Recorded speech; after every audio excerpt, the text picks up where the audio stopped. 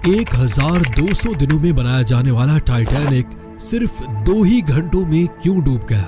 10 अप्रैल 1912 ये वो दिन था जब दुनिया का सबसे बड़ा और महंगा तरीन बहरी जहाज टाइटैनिक अपने पहले सफर के आगाज के लिए बिल्कुल तैयार था। उस दिन अटलांटिक ओशन बेहद पुरसुकून था और समुद्री तूफान आने का दूर दूर तक कोई चांस नहीं था। जहाज में 1500 पैसेंजर्स सवार भी हो चुके थे और लाखों लोग डाक पर टाइटैनिक के पहले सफर का आगाज देखने के लिए खड़े थे।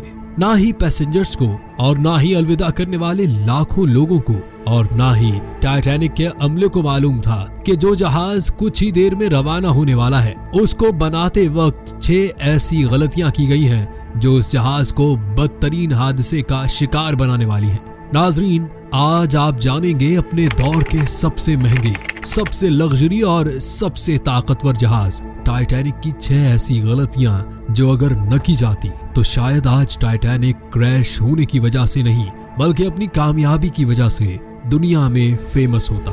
आखिर ऐसी कौन सी 6 गलतियां थी जो 40 साल एक्सपीरियंस रखने वाले टाइटैनिक के कैप्टन एडवर्ड स्मिथ को भी नजर नहीं आई?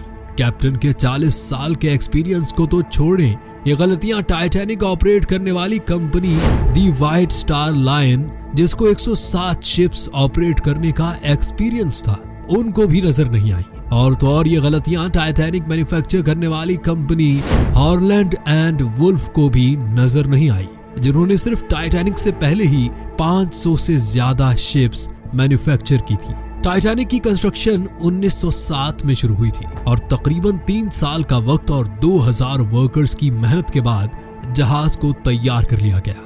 अब जहाज पूरी तरह से तैयार हो चुका था लेकिन इसको टेस्ट करने का फेज अभी बाकी था। टाइटैनिक बनाने वालों का इस पर भरोसा तब मजीद बढ़ गया जब टाइटैनिक ने अपना पहला टेस्ट रन कामयाबी से पार कर लिया था। टेस्ट पास करते ही पूरी दुनिया में मुख्तलिफ अखबारात में उसकी मार्केटिंग की गई जिसकी हेडिंग थी अनसिंकेबल टाइटैनिक, यानी कभी न डूबने वाला जहाज बना लिया गया है।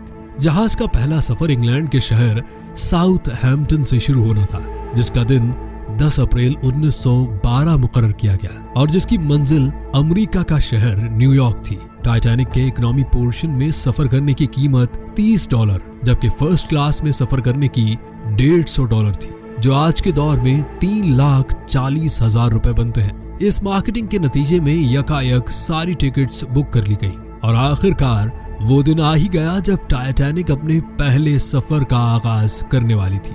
तो दोस्तों, वो मिस्टेक्स क्या थी? मिस्टेक नंबर 1, दोपहर को ठीक 12 बजे टाइटैनिक ने अपने पहले सफर का आगाज कर दिया और साथ ही टाइटैनिक की गलतियां सामने आना शुरू हो गई। कैप्टन स्मिथ को मालिकान की तरफ से डेडलाइन मिल चुकी थी कि किसी भी सूरत में 17 अप्रैल तक यानी सिर्फ 7 ही दिनों में न्यूयॉर्क पहुंचना है। इसी वजह से कैप्टन ने जहाज की रफ्तार शुरू से ही बहुत तेज रखी थी और यही थी टाइटैनिक की सबसे पहली गलती। कैप्टन स्मिथ को मालिकान की दी गई इंस्ट्रक्शंस और प्रेशर की वजह से न्यूयॉर्क जल्द से जल्द पहुंचना था क्योंकि ये टाइटैनिक का पहला सफर था और अगर वो न्यूयॉर्क टाइम से न पहुंचते तो टाइटैनिक की रेपुटेशन को काफी नुकसान होता। दुनिया की कोई भी गाड़ी हो, मशीन या फिर जहाज, उनके कई ऑपरेटिंग प्रोसीजर्स होते हैं जिनमें स्पीड लिमिट भी इन प्रोसीजर्स का एक पार्ट होता है और वो पार्ट टाइटैनिक के सफर के आगाज में ही वायोलेट किया गया था। थोड़ी ही देर में जहाज साउथहैम्पटन के पोर्ट को इतना पीछे छोड़ गया कि अब दूर दूर तक नीले समंदर के अलावा कुछ नजर नहीं आ रहा था। मिस्टेक नंबर 2, अब टाइटैनिक को चलते हुए 3 दिन गुजर चुके थे। फ्रांस और आयरलैंड में थोड़ी देर के स्टॉप के अलावा टाइटैनिक पिछले 72 घंटों से मुसलसल न्यूयॉर्क की तरफ बढ़ता चला जा रहा था। ये 14 अप्रैल 1912 की शाम थी। समंदर पर हर तरफ खामोशी और धुंध छाई हुई थी जिसकी वजह से विजिबिलिटी भी काफी कम हो चुकी थी। उसी रात एक और बहरी जहाज जो कि टाइटैनिक से कुछ घंटे ही आगे था, उसके कैप्टन ने वायरलेस पर टाइटैनिक को समंदर पर तैरती हुई चट्टानें यानी आइसबर्ग्स के बारे में वार्निंग दी थी। एक्सपर्ट्स का मानना है कि ये वार्निंग कम से कम भी 6 बार दी गई थी लेकिन वायरलेस ऑपरेटर्स की कोताही की वजह से इंतहाई इंपॉर्टेंट वार्निंग्स उनसे मिस हो गई। उनके लिए शायद ये नॉर्मल बात थी लेकिन यही थी टाइटैनिक के अमले की दूसरी गलती। क्योंकि टाइटैनिक अपने तर्ज का पहला लग्जरी जहाज था और उसमें कई वीआईपीज भी मौजूद थे। इसी वजह से ज्यादातर टाइटैनिक का अमला फर्स्ट क्लास पैसेंजर्स की खिदमत में मसरूफ था। अगर इन वार्निंग्स को सीरियस लिया जाता तो आगे का पूरा सीन ही अलग होता। मिस्टेक नंबर 3, जहाज की स्पीड भी ज्यादा थी और उनसे एक बहुत इंपॉर्टेंट वार्निंग भी मिस हो चुकी थी। टाइटैनिक अब तेजी से इंतहाई बेखौफ अंदाज में आइसबर्ग की रेंज में बढ़ता चला जा रहा था, लेकिन अभी भी टाइटैनिक को हादसे से बचाया जा सकता था क्योंकि जहाज के पहरेदार अलर्ट थे, जो किसी भी आइसबर्ग की इत्तला दूर से देखने पर ही कैप्टन को देने के लिए रेडी थे। लेकिन दूर से देखने के लिए उनके पास एक चीज मौजूद ही नहीं थी और वो चीज थी दूरबीन। जी हाँ, पहरेदार अलर्ट तो थे, लेकिन वो आइसबर्ग को दूरबीन न होने की वजह से दूर से नहीं देख सके और यही थी टाइटैनिक की तीसरी बड़ी गलती। आइसबर्ग की खबर कैप्टन स्मिथ को उस वक्त हुई जब जहाज के पहरेदारों ने खबर दी कि जहाज के बिल्कुल सामने एक फुटबॉल फील्ड की साइज जितना आइसबर्ग है। लेकिन अब बहुत देर हो चुकी थी क्योंकि आइसबर्ग इंतहाई करीब आ चुका था। मिस्टेक नंबर 4, क्योंकि अटलांटिक ओशन में अक्सर शिप्स को ऐसे आइसबर्ग्स का सामना करना पड़ता है जिसको बड़े बड़े बहरी जहाज आराम से हैंडल कर लेते हैं। शायद कैप्टन स्मिथ ने भी यही सोचा था। आइसबर्ग की खबर मिलते ही कैप्टन स्मिथ ने जहाज के इंजन बंद करने का हुक्म दिया और साथ ही टाइटैनिक का रुख बदलने का भी ऑर्डर दिया। बेशक कैप्टन स्मिथ ने आइसबर्ग से बचने की बहुत कोशिश की, लेकिन फासला इतना कम रह गया था कि कुछ भी करना फजूल साबित हुआ। आइसबर्ग अब टाइटैनिक के सेंटर से टकरा चुका था, लेकिन टाइटैनिक के अभी भी बचने की काफी उम्मीद बाकी थी। ये उम्मीद बाकी रह गई थी कि शायद आइसबर्ग जहाज की बॉडी को नुकसान न पहुंचाए या फिर आइसबर्ग जहाज से टकराते ही खुद ही टूट जाए। और शायद होता भी ऐसे ही अगर टाइटैनिक की चौथी गलती अपना काम न दिखाती। एक्सपर्ट्स का मानना है कि टाइटैनिक की बॉडी पर जो चादर लगी थी वो स्टील की नहीं बल्कि कास्ट आयरन की बनी थी। इस चादर का काम लोहे के बड़े बड़े पीसेस को आपस में जोड़े रखना होता है, लेकिन चूंकि कास्ट आयरन स्टील से नरम होता है, इसी वजह से जिस जगह आइसबर्ग टाइटैनिक की बॉडी से टकराया वहां की चादर प्रेशर की वजह से खुल गई और फिर वही हुआ जिसका डर कैप्टन स्मिथ को था।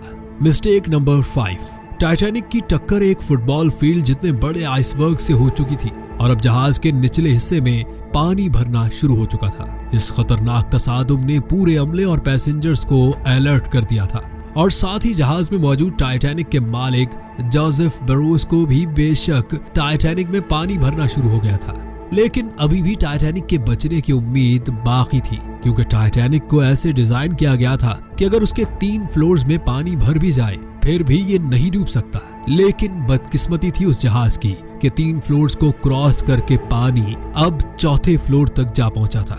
अब मामला हाथ से निकल चुका था। टाइटैनिक आहिस्ता आहिस्ता ओशन में डूबता जा रहा था। अब जहाज की फिक्र किए बगैर उसमें मौजूद पैसेंजर्स की जान बचाने का वक्त आ चुका था। कैप्टन स्मिथ ने रेडियो पर इमरजेंसी अलर्ट जारी कर दिया। जब तक कोई मदद के लिए आता तब तक पैसेंजर्स को लाइफ बोट्स में शिफ्ट करने का प्लान किया गया, लेकिन इस मौके पर 5वीं गलती ने अपना काम कर दिखाया। जी हाँ, जहाज में टोटल 32 लाइफ बोट्स की जगह थी, लेकिन कोताही की वजह से सिर्फ 20 बोट्स ही रखी गई थी। पैसेंजर्स थे 1500 और बोट्स थी सिर्फ 20। हर तरफ अफरा तफरी का आलम था और हर शख्स इन चंद गिनी चुनी कश्तियों में सवार होना चाहता था। 12:45 पर पहली इमरजेंसी कश्ती समंदर में उतारी गई, लेकिन यहाँ हुई एक और छोटी गलती। अफरा तफरी के आलम में कश्तियों को पूरा भरे बगैर ही समंदर में उतार दिया गया, जिसमें ज्यादातर फर्स्ट क्लास पैसेंजर्स को तरजीह दी गई थी। यानी जो लोग ज्यादा अमीर थे उनको पहले बिठाया गया था। कश्तियों में अगर ज्यादा पैसेंजर्स को बिठाया जाता तो इंसानी जानें कम जाया होती। अब जहाज तेजी से समंदर में डूबता जा रहा था। 2:18 पर शॉर्ट सर्किट की वजह से टाइटैनिक की सारी रोशनियां बुझ गई थी और अगले ही लम्हे जहाज टूटकर 2 हिस्सों में तकसीम हो गया। यूं टाइटैनिक को समंदर के अंदर मुकम्मल तौर पर डूबने के लिए 2 घंटे 40 मिनट लगे और इस तरह 1500 लोग अटलांटिक ओशन के ठंडे पानी में डूबकर मर गए। आपको एक और बात भी बताते चले कि पानी का टेम्परेचर उस वक्त -2 डिग्री सेंटीग्रेड था, मतलब अगर पैसेंजर्स उस ठंडे पानी में छलांग भी लगाते तो बचने का कोई चांस नहीं था, क्योंकि इंसान इतने कम टेम्परेचर में 30 मिनट से ज्यादा जिंदा नहीं रह सकता। कहा जाता है कि मरने वालों की तादाद 1500 से भी काफी ज्यादा थी, क्योंकि जिन लोगों की जहाज के अमले से जान पहचान थी उनमें से काफी लोग जहाज पर बगैर टिकट सवार हुए थे। जिंदा बच जाने वालों में सबसे ज्यादा तादाद बच्चों और खवातीन की थी। दूसरी तरफ कैप्टन स्मिथ था, जो सारा वक्त लोगों की जान बचाने में लगा रहा, और वो आखिरी आदमी था जिसने डूबते जहाज से छलांग लगाई थी। उम्मीद है ये वीडियो आप भरपूर लाइक और शेयर करेंगे। मिलते हैं अगली शानदार वीडियो में, तब तक के लिए अल्लाह ने के बाद।